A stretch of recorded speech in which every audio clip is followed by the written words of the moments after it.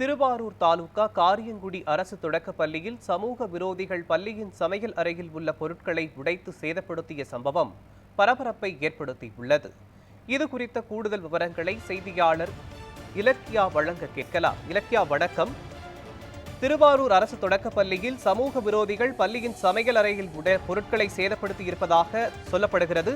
மேலும் சேதப்படுத்திய நபர்கள் குறித்து காவல்துறை ஏதேனும் விசாரணையில் ஈடுபட்டிருக்கிறார்களா? சொல்லுங்க.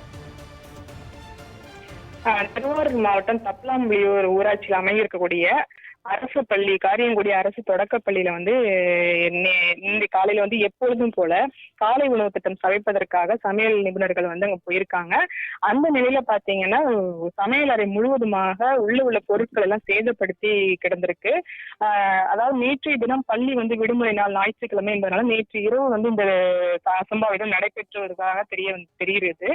அதாவது சமையலறை பூட்டை உடைத்து உள்ளே உள்ள பொருட்களை சேதப்படுத்தியிருக்காங்க. அது மட்டும் இல்லாம சமையல் செய்யக்கூடிய பொருட்களை எல்லாம் கீழே கொட்டியும் அதே மாதிரி மாணவர்கள் பயன்படுத்தக்கூடிய குடிநீர் குழாய்கள் எல்லாம் சேதப்படுத்தி இருக்கிறாங்க. அது மட்டும் இல்லாம கீழே தண்ணி தொட்டி கீழே இருக்குது. அதுல பாத்தீங்கன்னா மலம் கழித்திருக்கதாக தெரிய வருகிறது அப்படின்னு சொல்றாங்க. அது மட்டும் இல்லாம அந்த பள்ளி வளாகத்தில் இருக்கக்கூடிய தென்னை மரங்கள் எல்லாம் ஏறி தேங்காய்கள் எல்லாம் பறிக்கப்பட்டதாகவும் தெரிகிறது.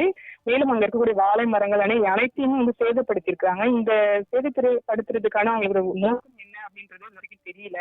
அதே மாதிரி இதை யாரு இந்த சட்டவிரோதமான ஒரு செயலை செஞ்சிருக்காங்கன்ற எதுவும் தெரியல அப்படின்னு சொல்லி பள்ளி நிர்வாகம் தெரிவிக்கிறாங்க.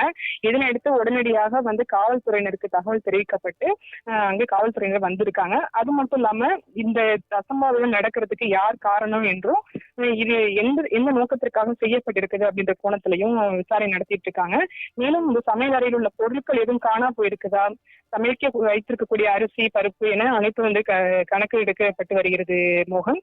அது மட்டும் இல்லாம மோப்பநாய் கூட தடையல் நிபுணர்களும் இந்த தண்ணீர் தொட்டியில என்ன ஏதாவது கலந்திருக்கா, ஏன்னா குழந்தைகள் குடிக்கக்கூடிய தண்ணீர் அது அதுல எதுவும் அசம்பாவிதம் நடந்திருக்கா அப்படின்ற கோணத்திலேயே மோப்பநாய்கள் மூலம் இந்த தடையல் நிபுணர்களும் விசாரணை மேற்கொண்டு வருகின்றனர் மோகன். விவரங்களுக்கு நன்றி இலக்கியா.